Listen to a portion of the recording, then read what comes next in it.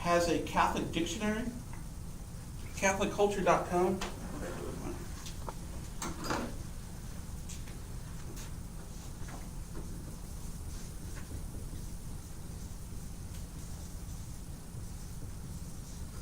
They have a Catholic dictionary that's based on, it's actually just kind of a reprint of Father John Hardin's dictionary, and it's a very good dictionary.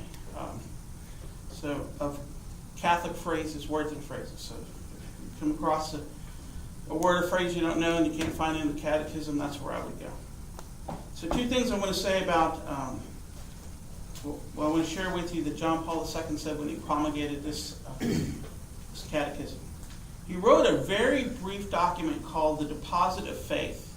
Okay, it actually appears in the front of the Catechism. I highly recommend you read it. It's like 3 or 4 pages long. Okay, it's not very long at all, and it's pretty straightforward. Okay, 2 things that John Paul said. He said that the Catechism is a statement of the Church's faith and of Catholic doctrine that's attested to or illumined by sacred scripture, apostolic tradition, and the Church's magisterium. And if you recall, when we had our discussion about divine revelation, those are the 3 key components of divine revelation. Okay? Sacred scripture, apostolic tradition, and the Church's magisterium. In other words, okay, what's in here is founded on the Catholic Church's teaching. Okay? You're not going to find everything in here, but you'd be hard-pressed not to find it in here. Okay? Finally, what he said, and this is what we're doing today. He says that the Catechism, he went on to declare that it is the sure norm for teaching the faith, and thus a valid and legitimate instrument for ecclesial communion, for drawing people together. Okay? A sure norm for teaching the faith. So if you're a catechist or as the spiritual leader of your families, that's why you should have one of these. This is the main tool in the toolbox. And the reason I say that is because this has scripture passages in it. It's got church documents that it references. It's got Vatican II.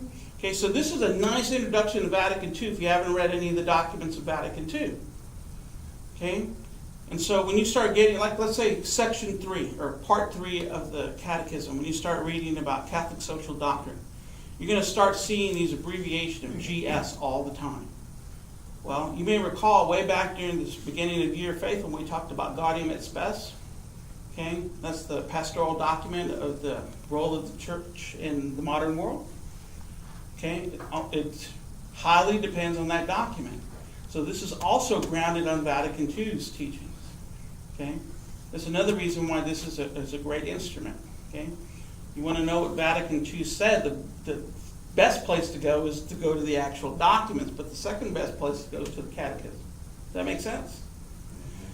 All right, so church teaching, and the Pope who promulgated it, who's now said this is the best teaching tool to use. All right? So that's why I keep recommending the green one. All right? So I'm glad to see so many of you with one. All right, so that's kind of the background and the overview of it. I thought now what we would do, use the remainder of time to break it open and do some exercises. So